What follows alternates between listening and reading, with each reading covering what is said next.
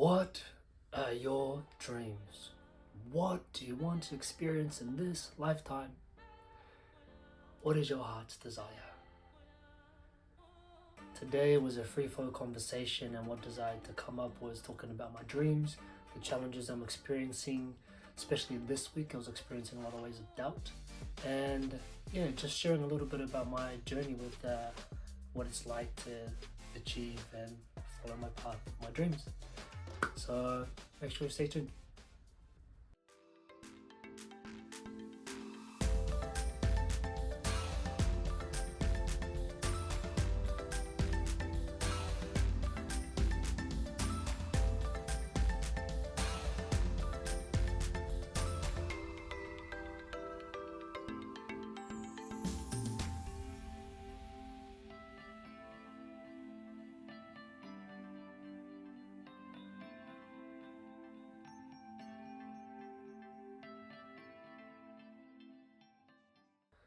So what's alive for me in this moment is I'm feeling a sense of tiredness in my eyes, feeling a sense of tiredness in my solar plexus, which feels like anxious energy, which I know it's related to the future. Feeling a bit of depreciating energy. You're feeling waves of doubt. Feeling uncertainty, feeling ungroundedness.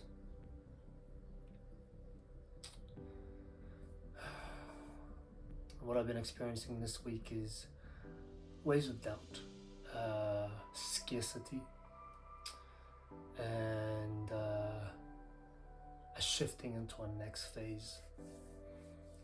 I've been experiencing waves of doubt because of, now this is about my third week of posting content, and it's still quite on my edge of vulnerability to share in this long form content,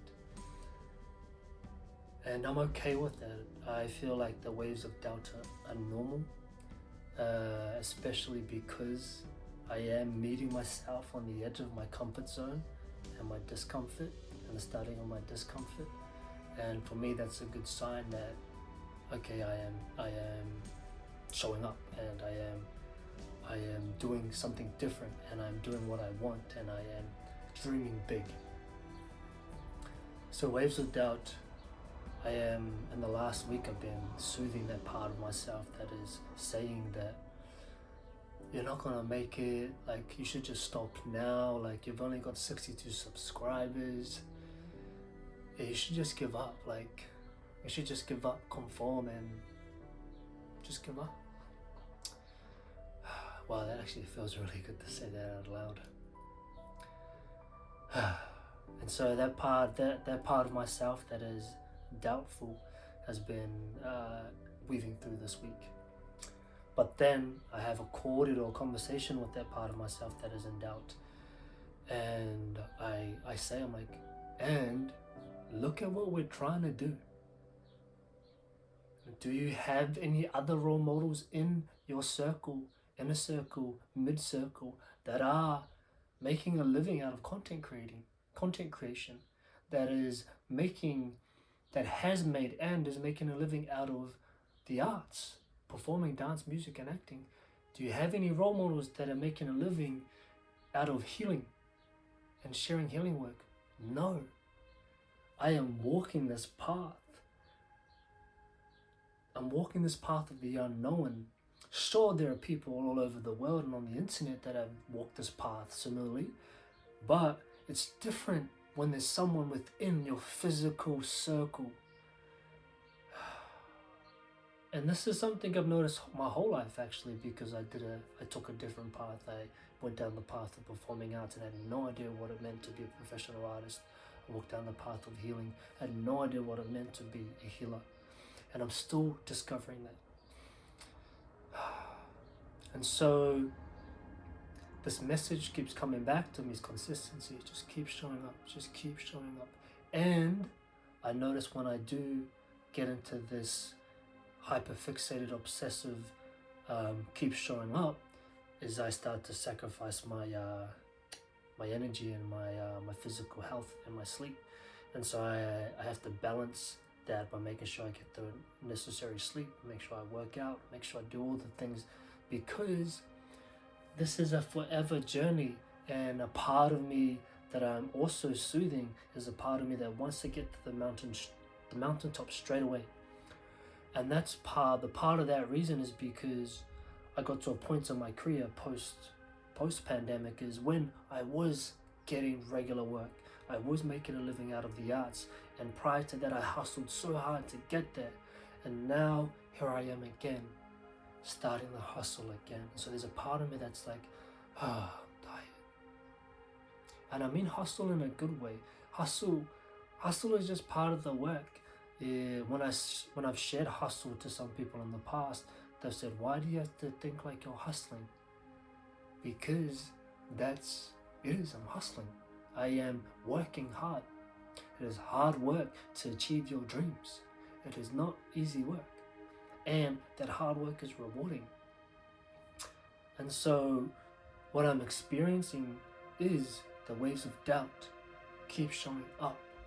Consistency is key, but nourish the self. Reflect, refine, expand.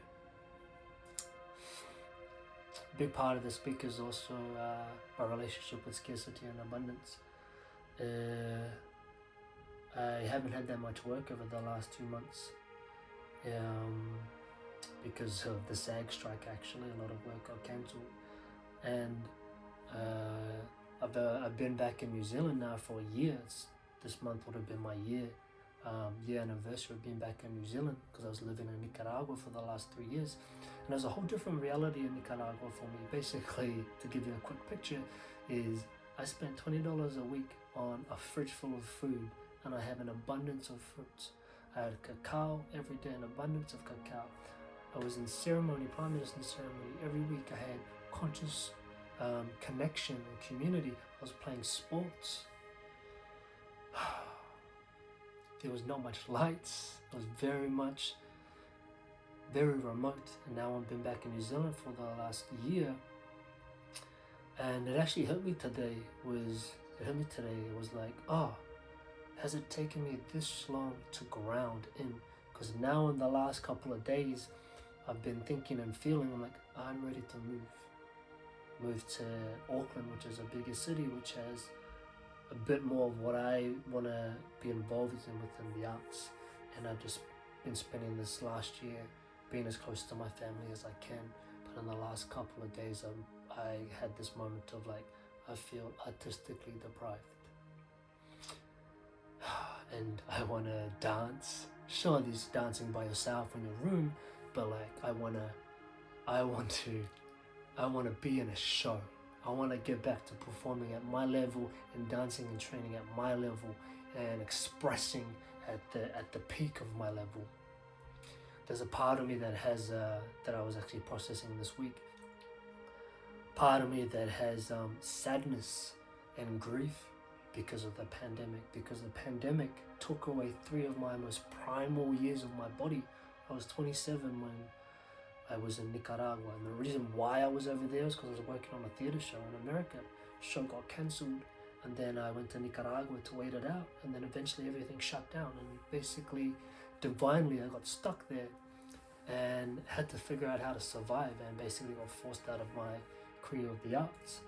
I was grateful that I had my healing practice, and I just pivoted 100% into that, and Nicaragua served as this beautiful incubator to allow all of my healing gifts to flourish and what I've been studying.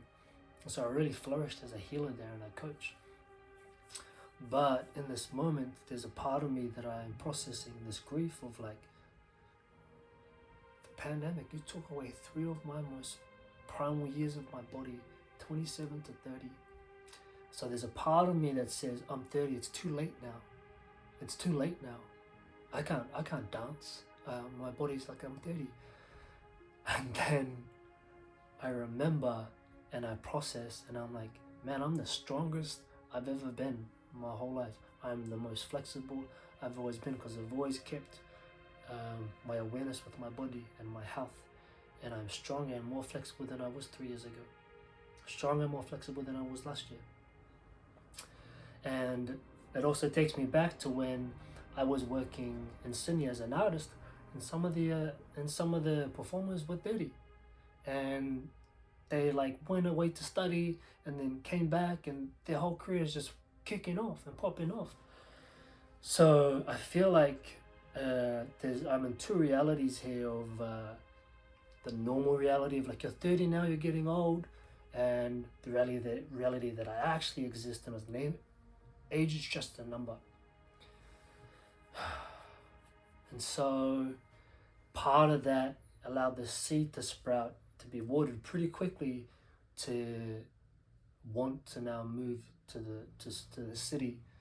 While on the outskirts, I don't really want to be right into the city, but be closer to the arts. So yeah, it feels really good to share that.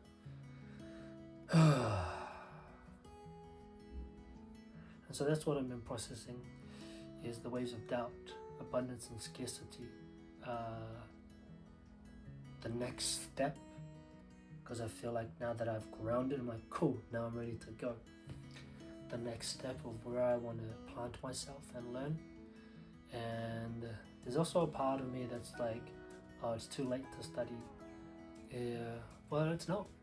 And I'm looking at studying a full-time acting program next year, just to refine my craft, because I've been out of the industry for 3 years, and then also get my foot into the New Zealand industry. There's also a little seed there that is planted of going back to finish off my Bachelor of Contemporary Dance.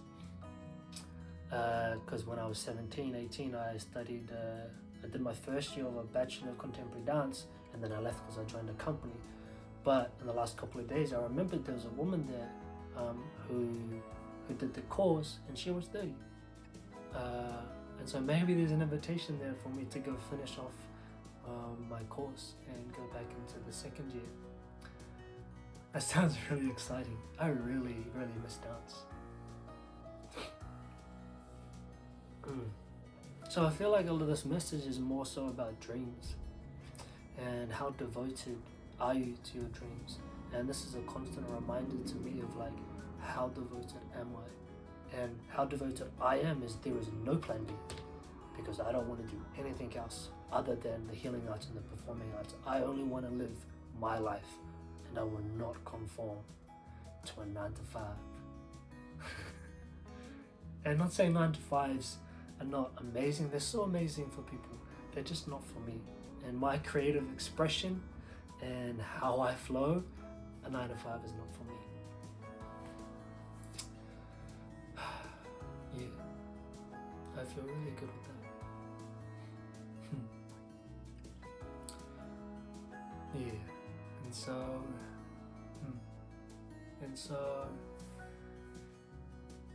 man, that feels good to share actually.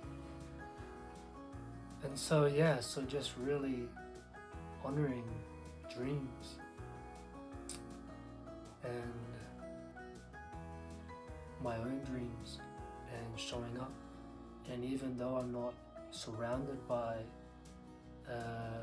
those that are on a similar path, which makes it a little bit more challenging, I'm very focused on it, but keep to my path and keep doing what I feel is alive for my path. And so my question for you is, have you given up on your dreams?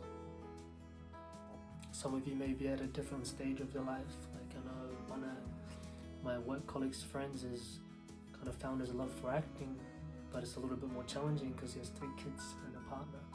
Whereas for me, like I don't really have any responsibilities because I've always been focused on my career. And there are those magical stories where parents have achieved their dreams. And so my question to you, and my invitation, my challenge is, what is your dream? What are your goals? What makes you happy? What expands your heart? Because if you do have kids, the best thing, and I'm not a parent, I'm not saying what you should do, but I'm saying the best thing is If you demonstrate the following of your dreams and what makes you happy and what makes you feel loved, the children will follow suit. Because they say what you do. They do what you do, not do what you say. So I feel complete with that. I'm going to share a karakia, then I will share a song. I will share a song that gives me so much freedom, so much expansion. And just every time I sing this song, I think and feel of my dreams and living my dream. And it's important for me to remind myself that the dream is not a destination. The dream is the process. Just reminding myself now. Yes, the dream is what I am experiencing now, following my dreams. So yeah. Karakia. Karakia for the heart, to support my heart, to support your heart, to support the heart of your loved ones. Let's bring your eyes to a close. Unuhia, unuhia. Unuhia ki turu tapu nei.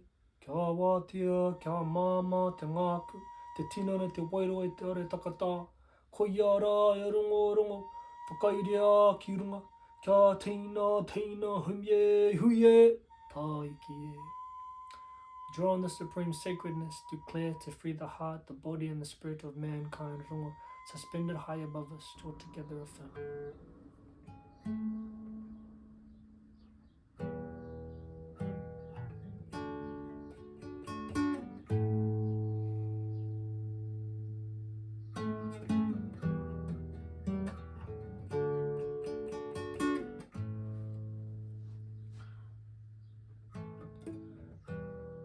So free,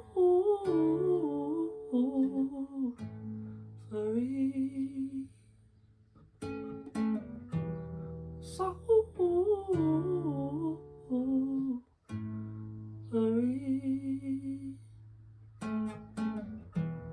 so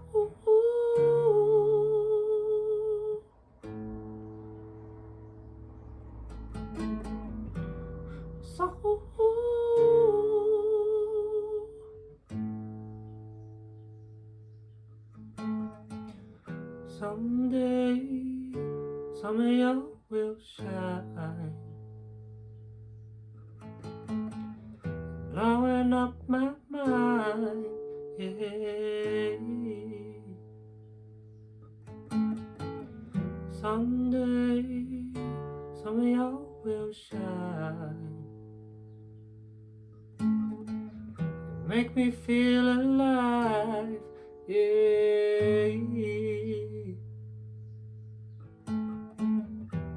So free,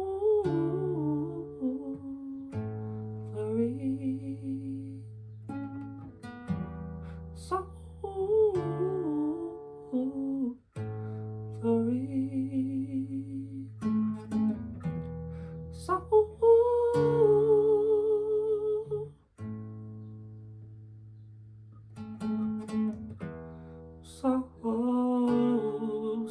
free,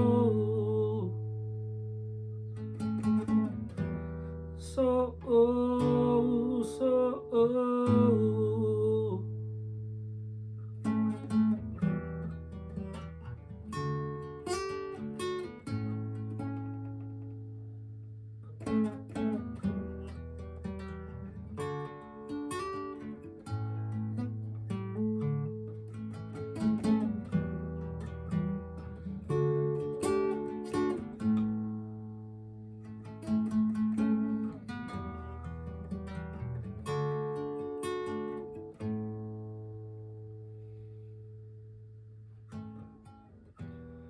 fire inside the burns, fire inside the burns, fire alive it grows, fire alive it grows, fire alive it grows.